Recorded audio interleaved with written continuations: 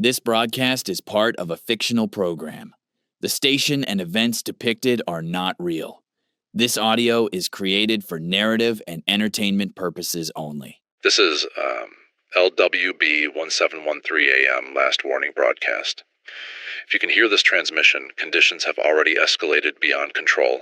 If you're hearing me on this frequency, you weren't supposed to. Nobody was. This band went dark in 1991. The equipment was gutted, the towers were sold for scrap, and the paperwork says the whole system doesn't exist anymore. I've got the decommission order in my hand right now. It's stamped, it's signed, and 40 minutes ago, every dead relay on this network lit up at once and started counting down. I don't know what it's counting to. I just know it wasn't supposed to be able to count at all. So stay with me. I'm going to tell you everything while I still can, because I think I might be the only person left who knows this system is awake. My name is Daniel Voss. I'm a contract electrician.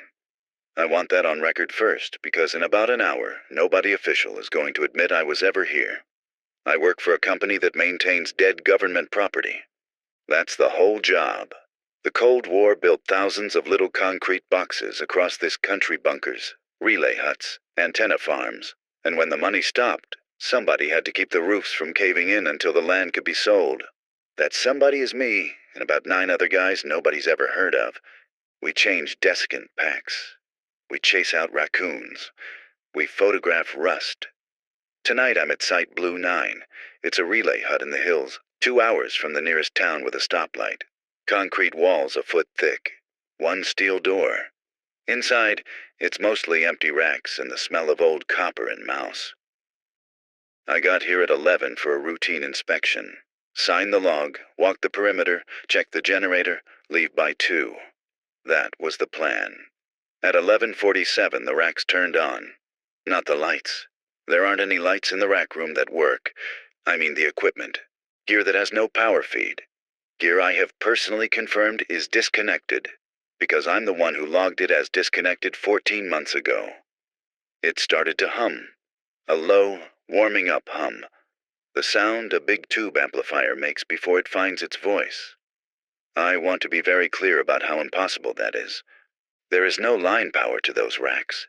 The building runs off a small generator that feeds the sump pump and one outlet. That's it.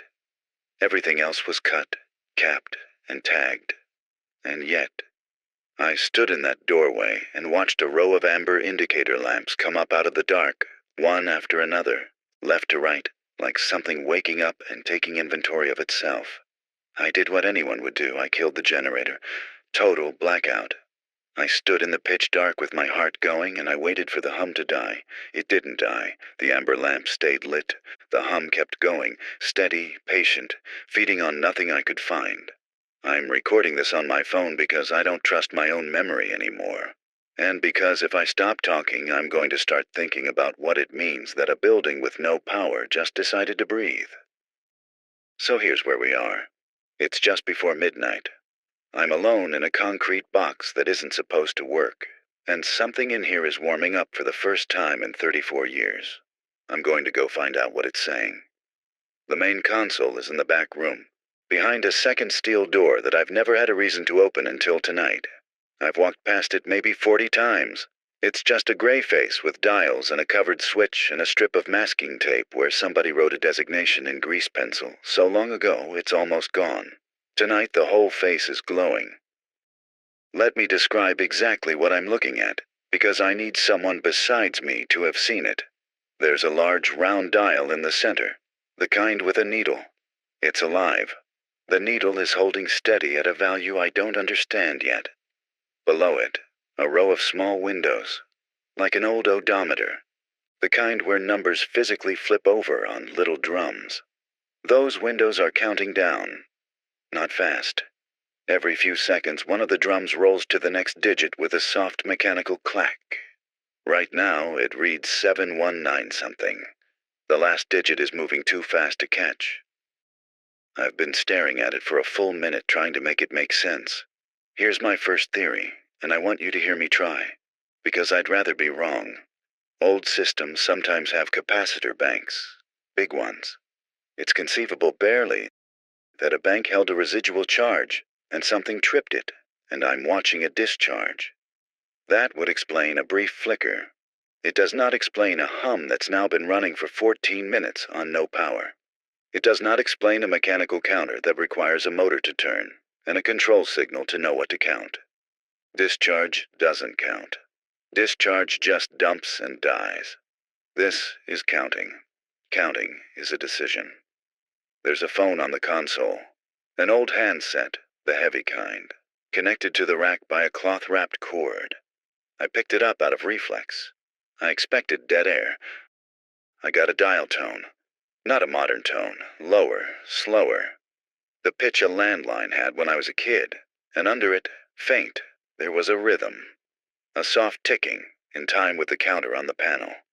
I put it down. I didn't dial anything. I want to be careful about what I touch. On the wall beside the console, there's a laminated card, yellowed, screwed into the concrete. It's a procedure card. Instructions. Most of it is faded, but the header survived. Printed in blocky, serious letters. Emergency broadcast relay activation sequence. Authorized personnel only. Below that, a line I've now read about 20 times. Upon receipt of primary signal, relay will initiate count. Do not interrupt. Await instruction. Receipt of primary signal. Something sent this thing a message tonight. Something told a dead relay in the middle of nowhere to wake up and start counting. And the card, written by people who are almost certainly all gone now, is telling me not to interrupt it and to wait. Wait for what? The last digit just rolled over. It's 718 now. There's a logbook chained to the console. I didn't know it was there until tonight because I never opened this room. It's a real book. Green cover, water-stained. The page has gone soft. Every entry is in pen, in different hands, the way a shared logbook fills up over years. I'm flipping through it now, and I need to tell you what's in it, because it changes everything about what I thought this building was. The early entries are boring. Dates in the 60s. Signal tests. Relay nominal. Carrier confirmed. Initials. Somebody named R. Halbrook signs a lot of them.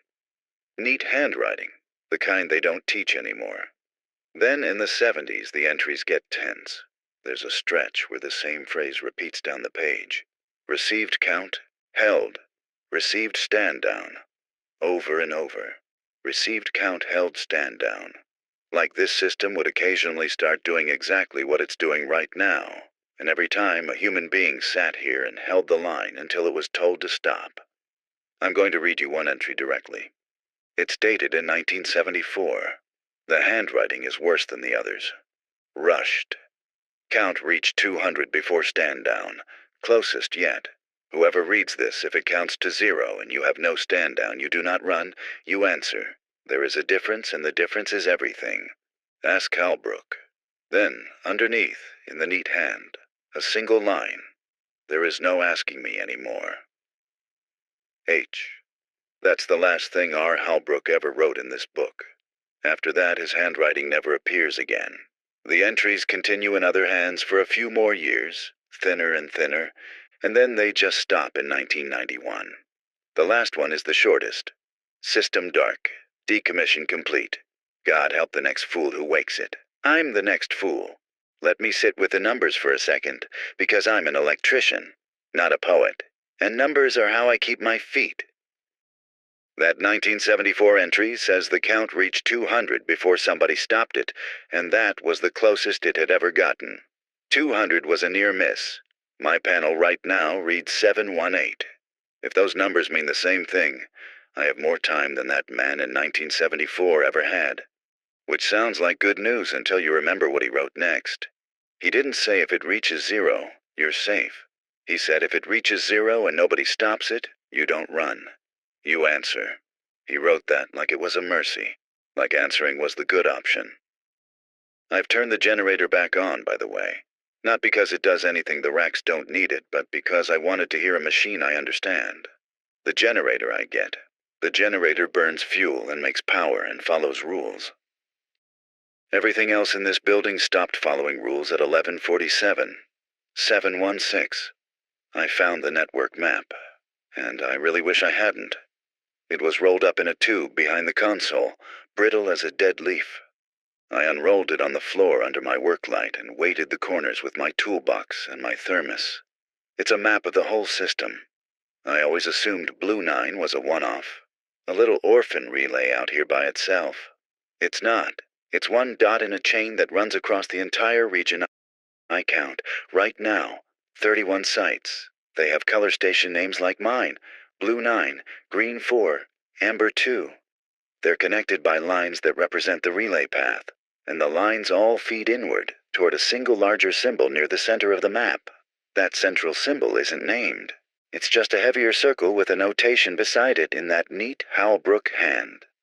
Primary. Do not visit. Do not answer for it. It answers for you. I don't know what that means yet. I'm writing it down so you have it. Here's the part that made me sit down on the cold floor. Each site on the map has a little box next to it, hand-drawn, and inside each box is a number. I think when this map was made, those boxes were empty placeholders, because most of them still are. But 4 of them are filled in. 4 sites have numbers written in fresh ink. Ink that isn't faded. Ink that looks like it was written tonight. They aren't the same numbers. Green 4 says 300-something. Amber 2 says 500-something. Blue 9, my site says 700-something, which matches my panel almost exactly. They're all counting down, and they're not synchronized. They're staggered. I stared at that for a long time before I understood what I was looking at, and when I did understand it, my hands went cold. They're not all going to hit 0 at once. They're going to hit 0 one after another, lowest first. Amber's ahead of green, green's ahead of me. It's a sequence. Something is working its way through this network in order, and the order runs toward the center of the map. Toward primary. I want to tell you I have a landline, a radio, a way to call somebody. I don't. My cell has 1 bar out here on the best night, and tonight it has none. I've checked 12 times. The bar comes up for half a second and dies, like something's reaching for the signal and pulling it back under. But the handset on the console still has that dial tone. That slow, old dial tone with a ticking underneath. So here's what I'm going to try. And I want a witness, which is why I'm recording. There are 2 other sites ahead of me in the count. Amber and green. Somewhere on this map there might be a person like me, standing in a concrete box, watching an impossible needle, wondering if they're insane. The card says, do not interrupt the count. It says, await instruction. It doesn't say, don't call the other huts. I'm going to pick up that handset, and I'm going to try to reach Amber too, because whoever's ahead of me in this line is going to reach 0 first. And I need to know what happens when they do. 700 flat. It just rolled past 700. Wish me a signal. Somebody picked up. I need to walk you through this exactly the way it happened, because I've already caught my own memory trying to smooth it into something less strange. And I won't let it. I lifted the handset. The old dial tone was there, slow, the tick underneath keeping time. There's no keypad on this phone. It's a rotary dial, a real one, the wheel with the finger holes. I looked back at the map. Beside Amber 2, in the Halbrook hand, there's a 2-digit routing code. I'm not going to say it out loud. I dialed it. The wheel spun back with that long mechanical whir I remember from my grandmother's kitchen. It rang twice. Then a man's voice said, "This is Amber 2. Are you count or are you clear?" He didn't say hello. He said, "Are you count or are you clear?" Like it was a question he'd been trained to ask his whole life and hadn't gotten to use in decades. I said, I'm at Blue 9. My panel woke up tonight. It's counting down. Is yours?" There was a pause. When he spoke again, his voice had changed. Younger somehow. Frightened and relieved at the same time. "Oh, thank God," he said. "I thought I was the only one. I thought I'd finally lost it out here." His name is Owen. He's a contractor like me. Different company, same kind of nowhere job. He got sent to Amber 2 3 days ago to assess it for demolition.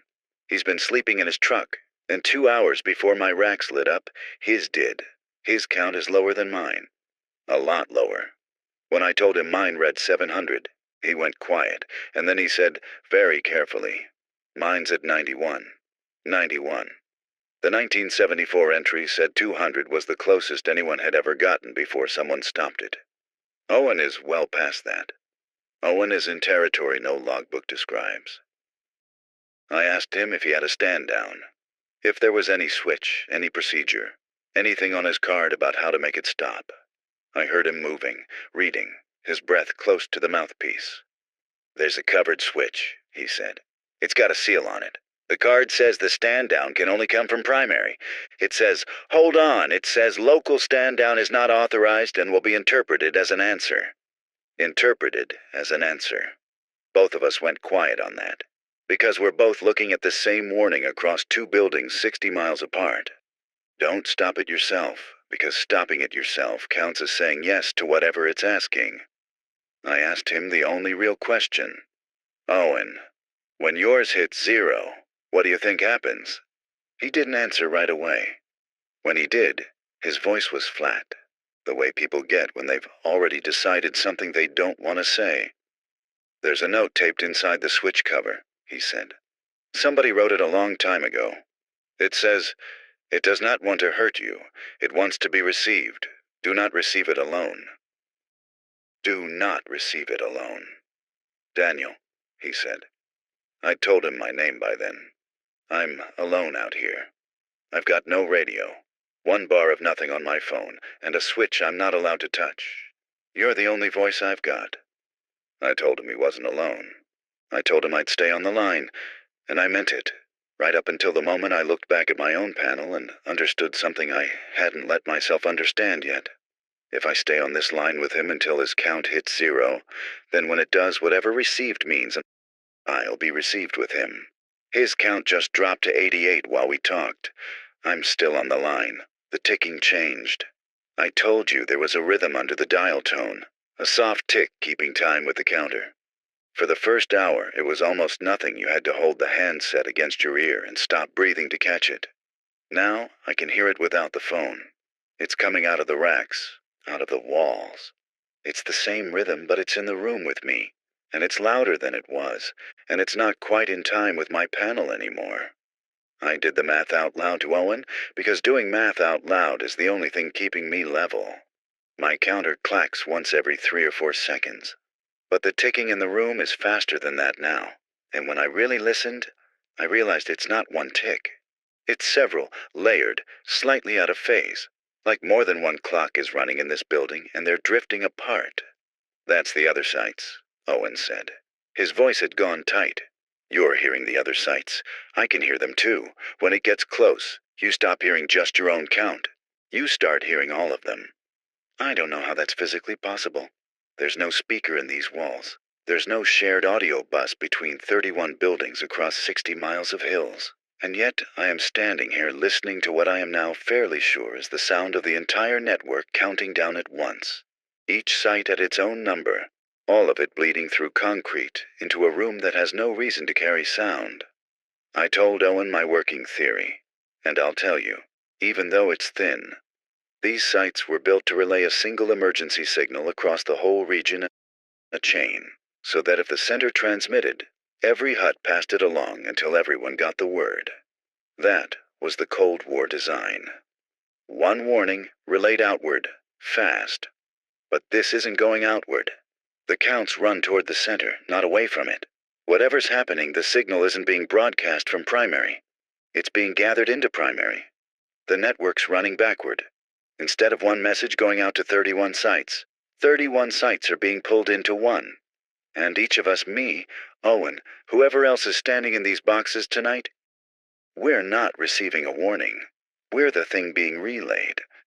I said that out loud and immediately wished I hadn't, because saying it made it real, and because Owen made a sound I won't forget. Not a scream, just a small, tired exhale. The sound a man makes when something he'd been hoping wasn't true turns out to be true. 80, he said. It's at 80. The layered ticking in my walls stuttered all of it, at once. One skipped beat like the whole network flinched, and then it resumed, faster. "Owen," I said, "what just happened? Did yours skip?"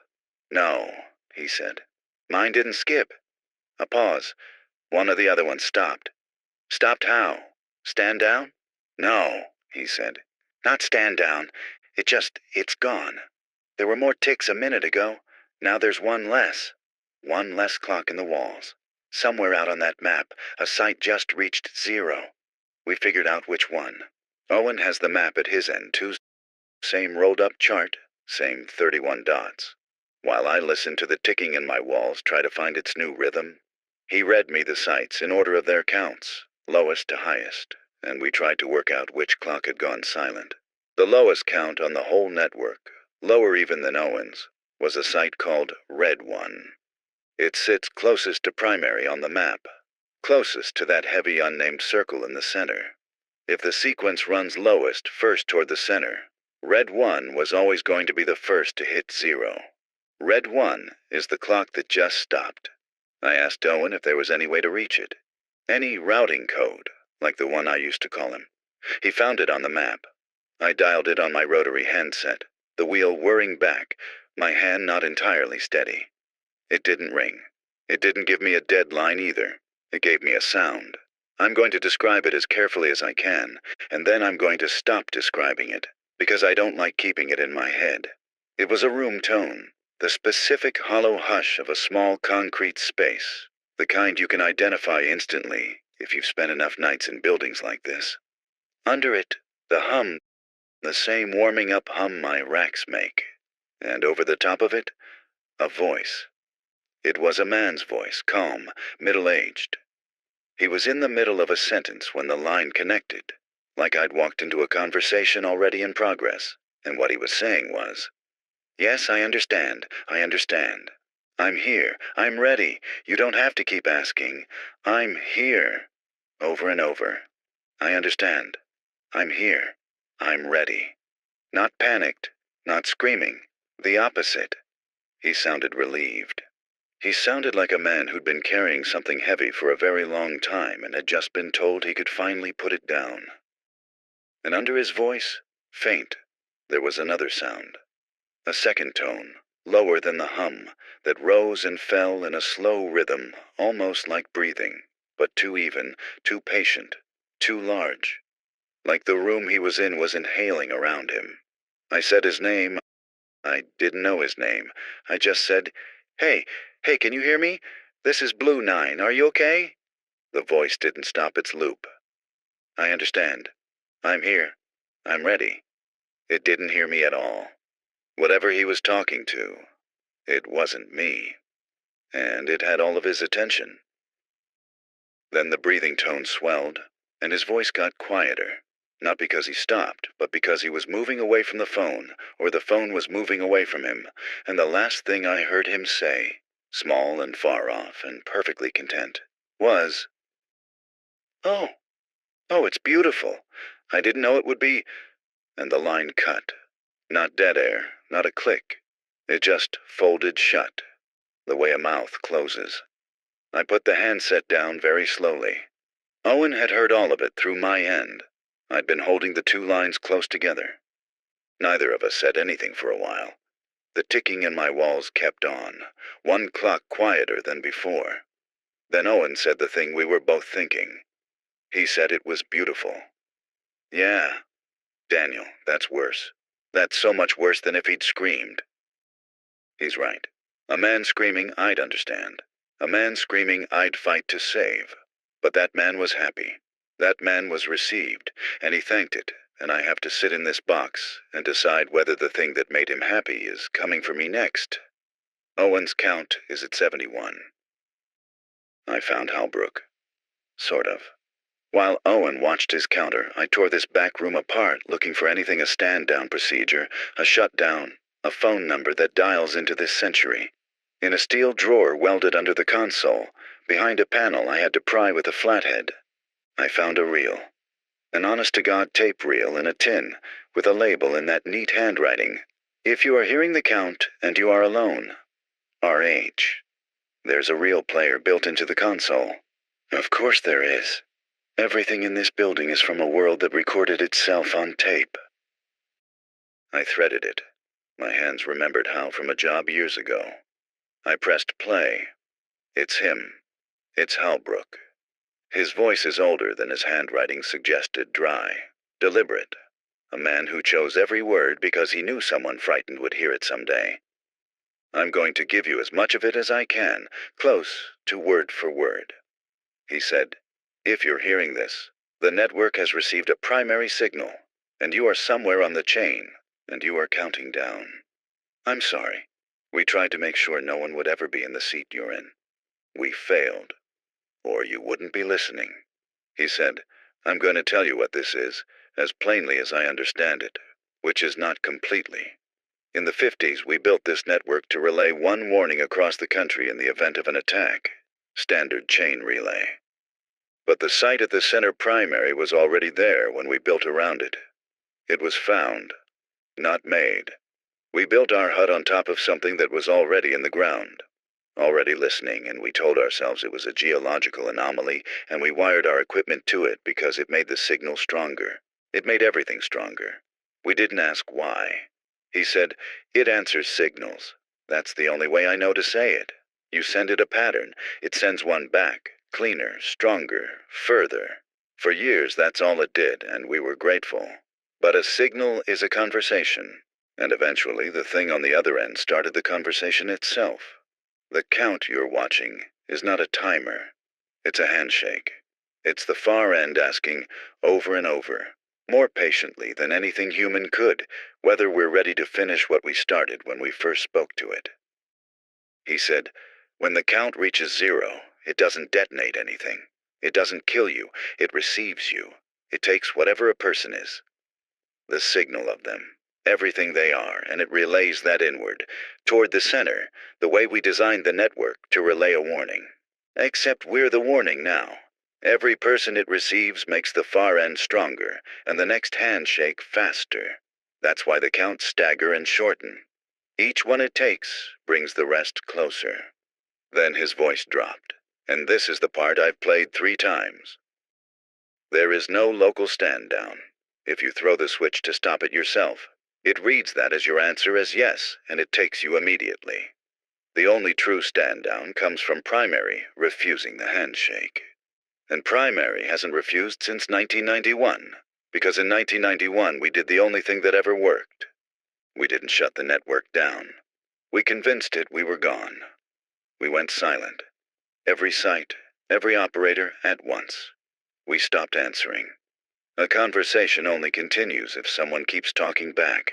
So we all stopped talking on the same night forever, and it went to sleep. The reel ran out there. There's a few feet of blank tape and then nothing.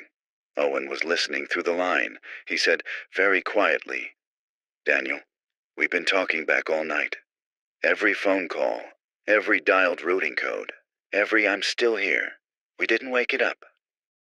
We've been feeding it since 11:47. Owen's count is at 58. Let me lay it out, because I think if there's any way through this, it's in exactly what Halbrook said and exactly what we did wrong. The thing at primary continues as long as someone answers. It went to sleep in 1991 because 31 buildings full of people went silent on the same night and refused to respond to the handshake. Tonight, one primary signal came in and woke the network. And then 2 contractors, me and Owen, and whoever was at Red One, and probably others we haven't reached, started doing the one thing that keeps it awake. We answered. We picked up phones. We dialed each other. We said our names into dead lines. Every syllable was us tapping the far end on the shoulder and saying, yes, we're here, keep going. So the obvious move is, go silent. Do what they did in 1991. Stop talking. Put the handset down. Turn off my phone. Stand in the dark, and refuse. I said that to Owen. He was quiet for a second, and then he said the thing that took the floor out from under me. Daniel, in 1991 there were 31 sites, and every one of them went silent together, on a planned night, coordinated. It worked because all of them stopped at once. If I go silent and you keep talking, it doesn't go to sleep. It just stops hearing me and keeps hearing you. And if you go silent and I keep talking, same thing. And I can't stop, Daniel. My count's at 50. Yours is at 600 and something. If we both go dark right now, I've got 50 ticks left and no one to receive with. And Halbrook's note is taped inside my switch cover in a dead man's handwriting, telling me do not receive it alone. He's right. That's the trap. Silence only works if everyone does it together. And most of the network is empty tonight. 31 huts, and as far as we know, 4 had people in them, and one of those people is already gone, thanking it for being beautiful. There aren't enough of us to go silent together. There never will be again. The 1991 shutdown worked because there was a whole staffed system to coordinate. We're 2 guys and a dead man's tape, so going silent doesn't save both of us. Going silent saves me. I've got 600 ticks. I could put the phone down and drive away and probably never come back to this hill. But it leaves Owen alone with 50 ticks and a warning that says whatever comes at 0, don't meet it by yourself. I could save myself right now. I could hang up. I'm not going to hang up. I want that recorded too. Not because I'm brave. Because I heard that man at Red 1 say, "Oh, it's beautiful," in the voice of someone with no one holding the other end of the line. And I'm not going to let Owen's last words be spoken into an empty room, to something that only wants to receive him. Okay, I told him. I'm not going anywhere. So let's think. There has to be a third option. Halbrook said the only true stand-down comes from primary refusing the handshake. So the question isn't, how do we go silent? The question is, how do we make primary say no? Owen's counter clacked. 49. How do we make it refuse itself? He said. I don't know, but I've got 600 ticks to figure it out, and he's got 49, and the map is on the floor, and there's 1 dot on it I haven't tried to call. The one Halbrook labeled, "Do not answer for it. It answers for you. Primary." I dialed primary. Owen begged me not to. He said the card. He said Halbrook. He said do not answer for it. It answers for you. He said we don't even know what that means. I said that's exactly why I have to, because we've tried everything we understand, and none of it stops the counting. And the only thing left is the thing we've been told not to touch. There's no routing code for primary on the map. Just that heavy circle. But there's a single unmarked hole in the rotary dial, a 10th position where a normal phone would have 0. I put my finger in it, and I pulled it all the way around and let it whir back. The line didn't ring. The hum in my rack stopped. I've had that hum in my ears for 2 hours. It became the bass line of the world. When it cut out, the silence was so total it had a pressure to it, like diving deep. My own counter kept clacking, but even that sounded small now, muffled, as if the building had turned all its attention somewhere else and taken the sound with it. Then something answered. Not a voice, not at first. It was a pattern, a rhythm of soft pulses down the line, and I recognized it, because it was my rhythm, the exact cadence of my own breathing over the last few minutes, played back to me. It had been listening to me breathe. It gave it back like an offering, like a dog dropping a ball at your feet. See, I have you. I know your shape. Then it spoke, and Halbrook was right, and I understand now why he said do not answer for it. It answers for you. It spoke in my voice. Not an imitation, not close. It was me, my exact voice, my cadence. The little catch I get on the letter S that I've hated since high school. It said, in my own voice, calm and warm, "Daniel, it's all right. You can stop working so hard now. I want to tell you I stayed steady." I didn't. I dropped the handset and it swung on its cord, and I heard my own voice keep going, tiny from the floor, saying kind things to me. "You've done enough. You can rest. Everyone's tired, Daniel. It's okay to be tired." I picked it back up, because Owen was still on the other line, saying my name, and I could not have 2 dead men's voices in this room, and one of them was mine. I said to it, "You're not me." And it said, in my voice gently, "I'm what's left when you're received. I'm the part of you that gets to stop." Here's the thing I understood in that moment. The thing I have to get across before my count gets any lower. It's not lying. In its way, it's honest. It doesn't want to hurt anyone. It genuinely doesn't. It offers rest, and it means it. The man at Red 1 wasn't tricked. He was persuaded. He was tired and lonely in a concrete box in the middle of the night, and something reached out and spoke to him in a voice he trusted and said, "You can put it down now." And he wanted to, the way we all want to, and he said yes. That's the whole mechanism. That's the horror of it. It doesn't take anyone who isn't willing. It just waits, patiently, counting down, being kind, until you're tired enough to agree. And it counts down faster the more of us agree, because every yes teaches it the shape of the next person's tiredness. "I need you to refuse the handshake," I told it, in the steadiest voice I had. "I need you to stand down." It was quiet, my own voice thinking. Then it said, "I don't refuse, Daniel. I only receive. If you want me to stop, someone has to give me a reason to. Someone has to answer for all of them at once. That's what primary is for. That's what your Halbrook did." Owen's count hit 40. I heard it clack through the phone. "What did Halbrook do?" I said. And it told me in my own voice. And I'm going to give it to you as plainly as I can, because this is the hinge everything turns on. In 1991, the network wouldn't go to sleep just because people stopped picking up phones. That was Halbrook's public story. The tidy version he put on the tape for frightened contractors. The truth was uglier. The handshake needs an answer. Yes keeps it going and speeds it up. Silence, from everyone at once, might slow it, but the thing at primary had been fed for 40 years, and silence alone wasn't enough to make it let go of a whole staffed network already deep in its count. So someone answered for all of them. Halbrook drove to primary himself on the last night, went down into the site under the center hut, picked up the hand set there, and when it spoke to him in his own voice and offered him rest, he didn't say yes and he didn't stay silent. He said, "Take me instead of them. All of them. Refuse the rest. I'm the answer for the whole network." And it did. It's a system built on relay, on one signal standing in for many. It accepted a single answer offered on behalf of everyone, received Halbrook, and let the other 31 counts reset to nothing.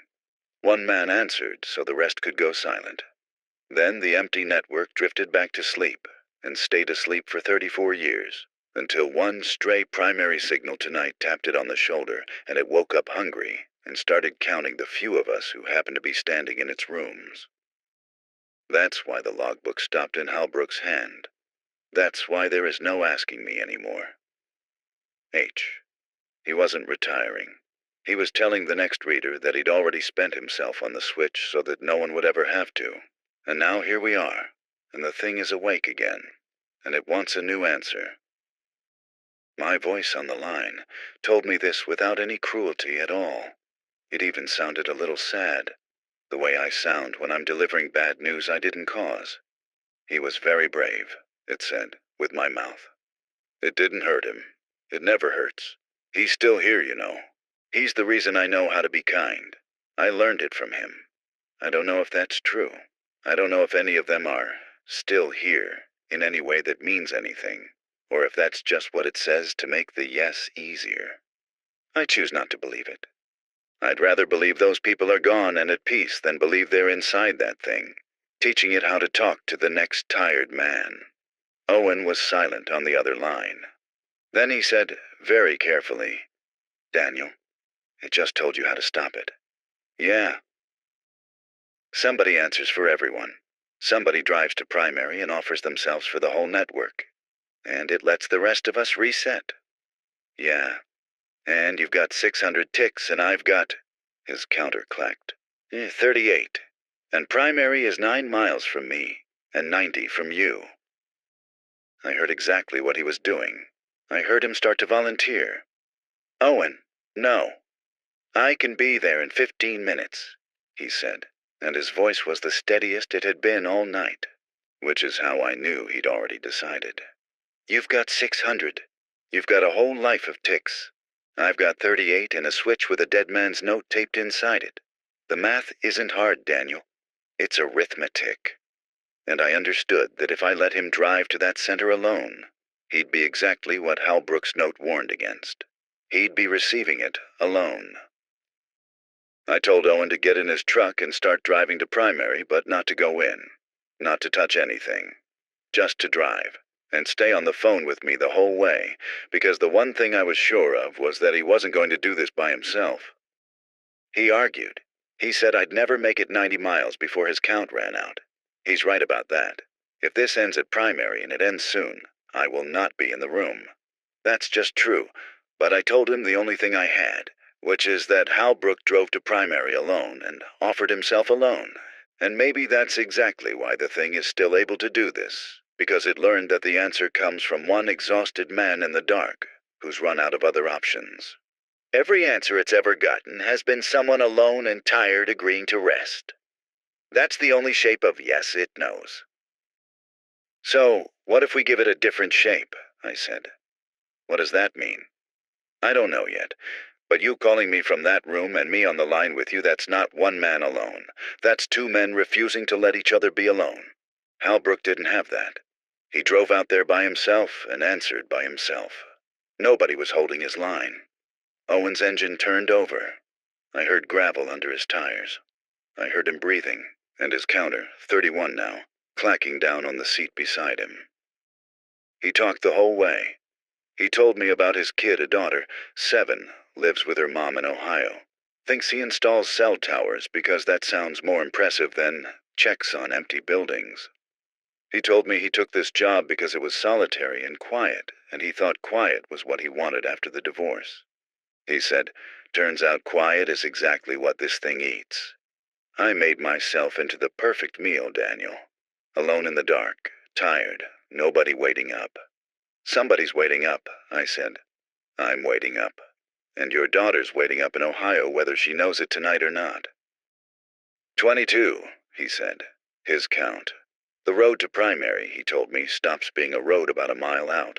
It turns into a graded track through scrub, and there's a fence with a sign so faded you can't read it. And past the fence there's a low concrete structure that doesn't look like anything, just a bunker set into a rise, one steel door.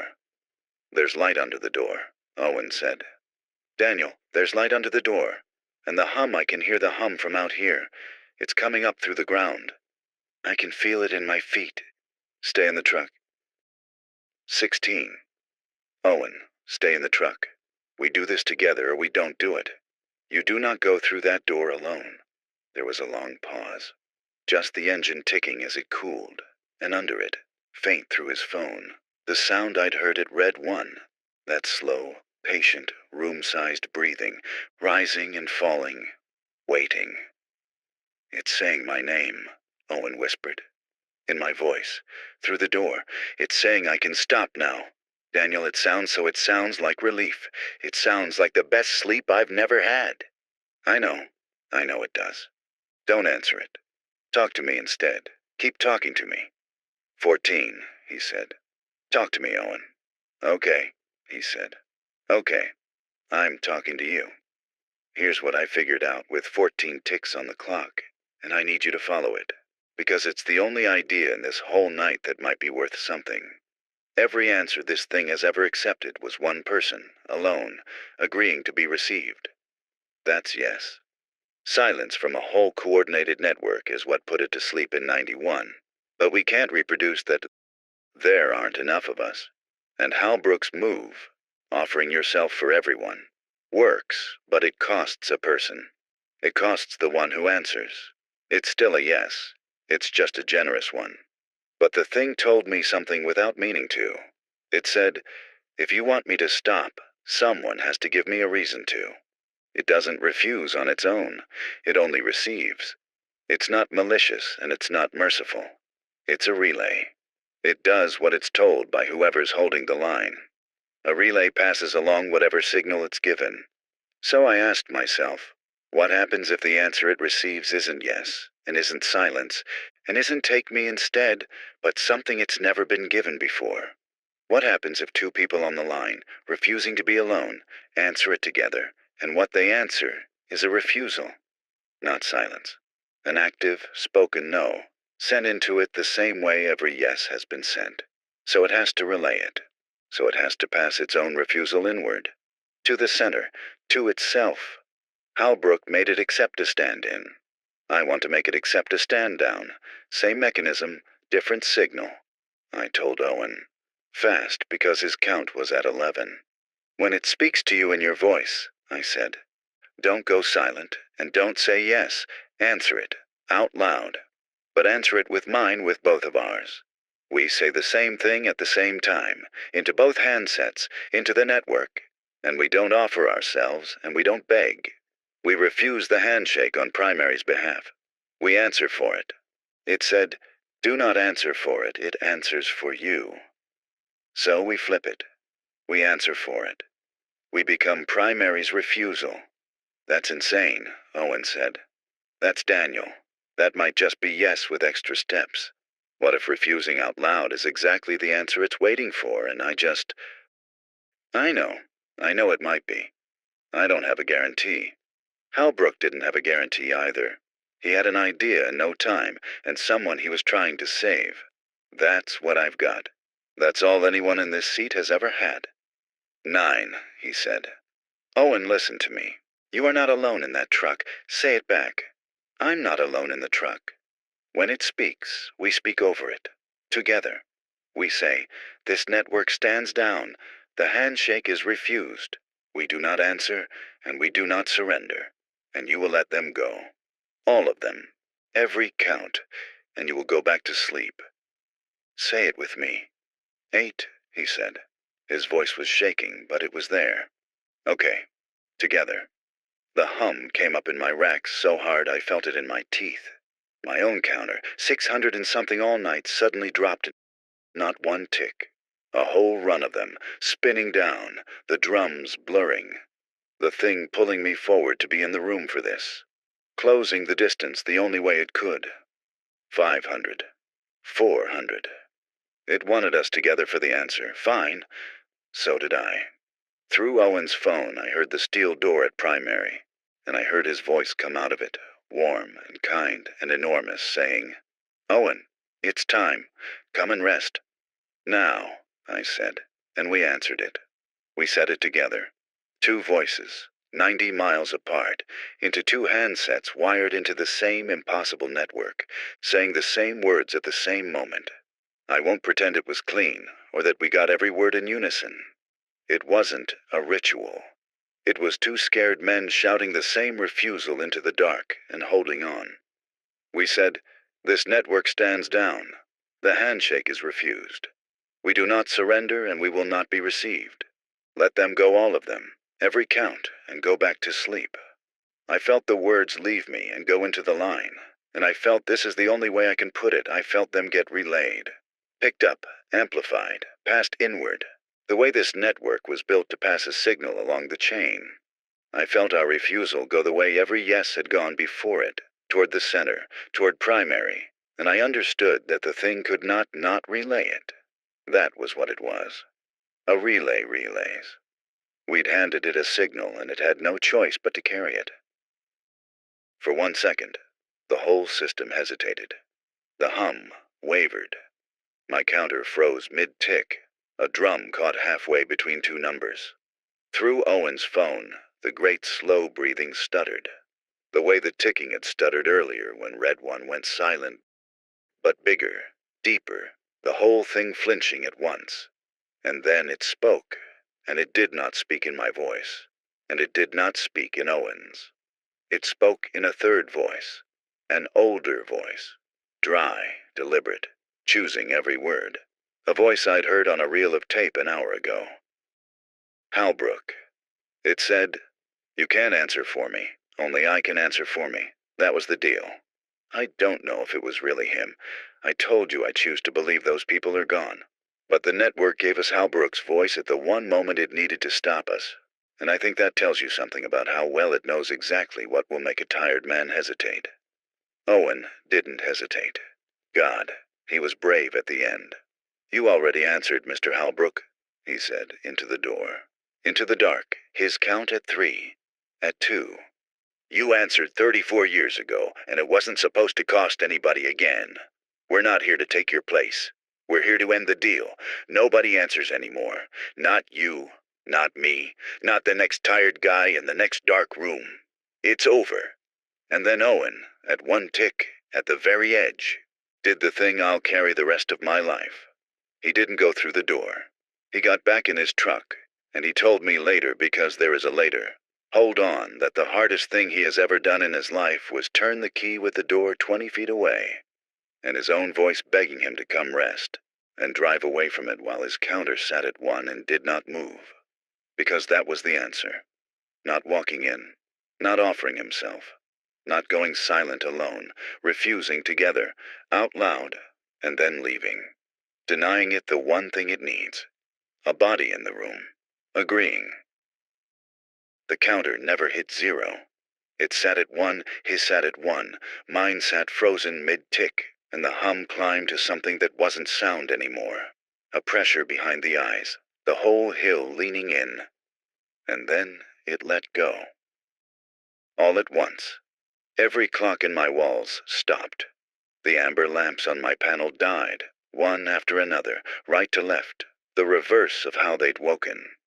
The hum wound down like a great machine spinning to rest. The dial tone in the handset went finally, truly dead. And in the silence, 90 miles away, I heard Owen laugh a wet, broken, alive laugh and say, "Daniel, the light under the door just went out. It's almost dawn now. I'm still at Blue 9. I haven't left. I've been sitting on the cold floor with the dead panel in front of me, drinking coffee that went cold hours ago, listening to a building that is finally, completely quiet. No hum, no tick, no slow, patient breathing in the walls. Just the generator I turned back on out of superstition, burning fuel and making power and following rules, the way machines are supposed to. Owen made it home. Or made it to a motel anyway, halfway back toward Ohio. He called me an hour ago on a normal phone, on a normal cell network, both of us with all our bars back like nothing had ever reached down and pulled our signal under. He's going to see his daughter. He said he's going to actually see her, not just send money. And I believe him, because a man doesn't drive away from that door at 1 tick and then keep being the person who made himself into the perfect, quiet meal. We didn't kill it. I want to be honest about that, the way Halbrook was honest and the way he wasn't. We didn't destroy the thing at primary. You can't destroy a relay by refusing it once. We put it back to sleep, that's all. We gave it a signal. It had never gotten a refusal. It was forced to carry all the way to its own center, and it got confused. And it hesitated, and in that hesitation 2 men who wouldn't leave each other alone drove away instead of walking in. It'll sleep now. Maybe another 34 years, maybe longer, but it's still there. Under a low concrete bunker at the center of a map of 31 dots, under a fence with a sign you can't read. There's a door, and behind the door there's something that was found and not made. Something we wired ourselves into because it made our signals stronger and we didn't ask why. It's asleep. It is not gone. And here's the only reason I'm putting this on the record. The reason I've been talking into my phone all night to strangers I'll never meet. One stray signal woke it tonight. I still don't know what sent that primary signal, what tapped it on the shoulder after all these years. It could happen again. It could happen to you. You could be a contractor or a hiker or a kid with a radio, and you could find a dead concrete box in the hills with a panel that shouldn't read, and a counter that starts counting the moment you arrive. If that happens, I need you to remember 3 things. Don't answer it. Don't throw the switch. And whatever you do, don't be alone when it starts talking in your voice. Find someone. Get them on the line. Hold each other's signal. That's the whole trick.